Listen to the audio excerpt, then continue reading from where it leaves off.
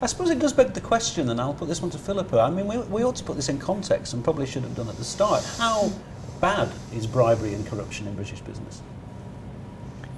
Oh, I think it's actually probably very low. I don't think, it's not the big ogre that we think it is. I think there's some very difficult issues that businesses face when they do business, and it's not just overseas. Some, instances here in the UK. So, but that's where companies have a choice, and there have certainly been enough examples. Unfortunately, they don't really talk about it, where companies have chosen not to do business. They've chosen to walk away because they don't want to be involved in bribery or influencing people unduly. So they just walk away from that business. But they tend not to talk about it, partly because they might want to go back into that country at a later date, so they don't want to say, and all the other things that come with it. They'd rather just walk away quietly. But it does happen, and I think we've actually got very high standards in this country. I think the Act was changed, and I agree with Stuart about the name of it. At best, it should have been the Anti-Bribery Act, because it could be, some people have joked about how it may teach you how to bribe, but it falls into that category of just trying to catch up. Because the UK was seen not to be very hard on this because there'd been no action. There'd been no real cases brought by the SFO over many years, and I think there hadn't actually been any cases brought under the 1893 Act or 96 Act. You can tell me, Sean, whichever one it was. And so we had to do something to modernise legislation, but we have leapfrogged the world. But I think everybody actually is going to follow us. It's interesting you mentioned the SFO, because I was talking to a couple of people who run SMEs prior to this conversation, and they were saying, I bet the Bribery Act turns out to be just like effectively serious fraud. In other words, there's a kind of an awareness, which may be a modern myth, that the SFO can only really go after very, very major cases, and an awful lot below is never targeted. And and that, in one sense, in the context of the Bribery Act, is an excuse to do nothing, because it's like, it'll never affect me because I'm not a big enough fish in that pond.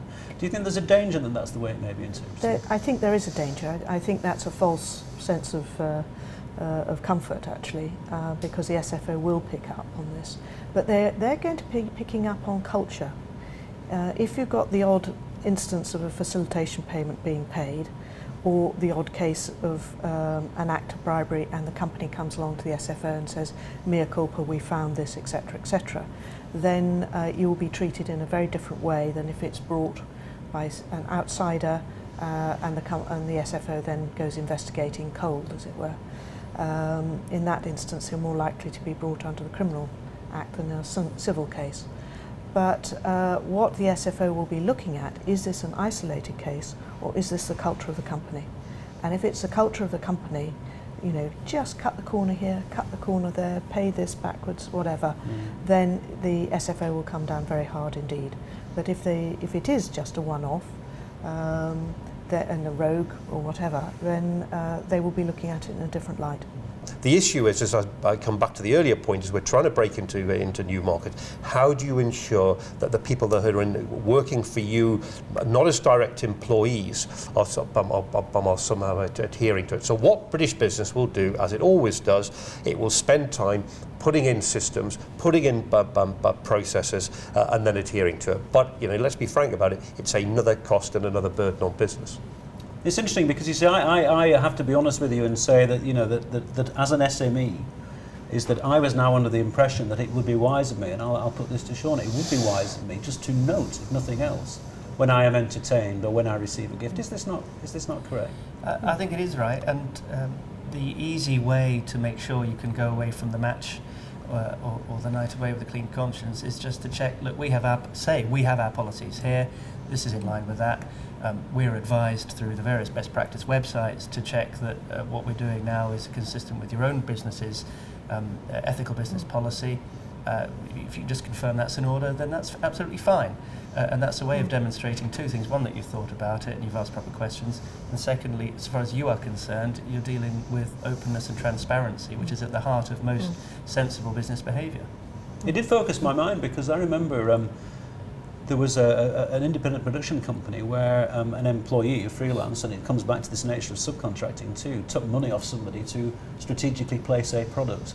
Now, in the old days, that would have probably been Ofcom, slap on the wrist, maybe fine, the broadcaster gets punished, the production company gets punished. It's slightly different now, isn't it? Because the employee's committed a crime, and I have committed a crime if I've not tried to prevent him from doing it. That's right. And as a director, as a responsible officer, I might be liable effectively thrice over. It's my company, it's me and my employee. And SMEs need to be mindful of this, especially when they're dealing overseas. It could be that some larger businesses who are contracting with them and saying, we want you to do this, we want you to forage new markets, we want you to go out and lay some cables, it's somewhere in Middle Europe. They're taking the risk and in a sense being paid to take the risk for larger organisations. And they must be careful that they don't act as the patsy of a larger contracting party. And they need to insulate themselves. The chances are that a larger contractor will say, you must comply with all applicable legislation. It's a one-liner. It looks like a no-brainer to sign up to that, and how could you negotiate otherwise when you're signing the contract?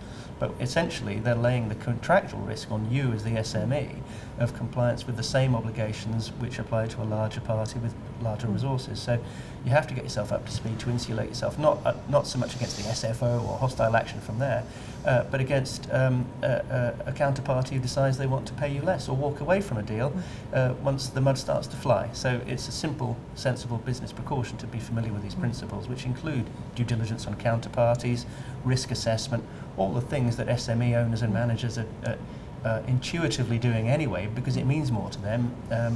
The life and soul of their business is their own conduct as it is. That's a neat way to kind of approach a conclusion. I think we should end by just asking each of you in turn. I'll begin with you, Stuart. What, in a nutshell, is your advice to SMEs watching this webcast? The advice is don't put your head in the sand. There is now circa 21 weeks for where if you do not have adequate procedures in place as a director of that business, you do face potential issues. I think the one thing I would also like to say is it's not just about the law. I think it's about reputation, whether that is reputation on a potential future sell or just in the competitive landscape. Whether cases at the SME level get through to the SFO is one thing, but what you don't want is the local paper or the local authority believing that your tender may be dismissed because wasn't there some rumours about bribery a year or two ago. I think it is about best practice, and it's don't sit back and do not wait. Okay, Sean, do you have anything to add to what you've already said? Look at the websites that are available, and I'll give some details of a couple that are very useful in terms of not charging for policies, procedures and thought processes to go through. And having undertaken that research, which you can do pretty easily and for free, if you've got specific issues in specific jurisdictions or in specific high-risk business areas, then talk to your advisors. Those may be accountants, they may be other business professionals, including lawyers, who are experienced in this area and can help you devise some protections and structures to find a way forward. Okay, and Philippa? Well, I'd obviously agree with what my two colleagues have said, but I think I'd also say don't be frightened about it. It is actually common sense, and if you follow good practice that you're probably following anyway, but perhaps be a bit more systemised about it and keep good records, then you'll probably be all right. But do look at it. And David, as the voice of the Chambers of Commerce? Well, the message is simply this is coming down the track. It's being implemented in April 2011. There is a lot of help out there, as colleagues have already said. But I would say get in touch with your local Chamber of Commerce. They'll have some practical help and advice. Okay, David, thank you very much. Thanks to Philippa, thanks to Sean, thanks to Stuart. The message seems to be don't be scared, don't procrastinate. Best practice, whether small or large. And in the meantime, thanks to my guests and many thanks for watching. Bye-bye.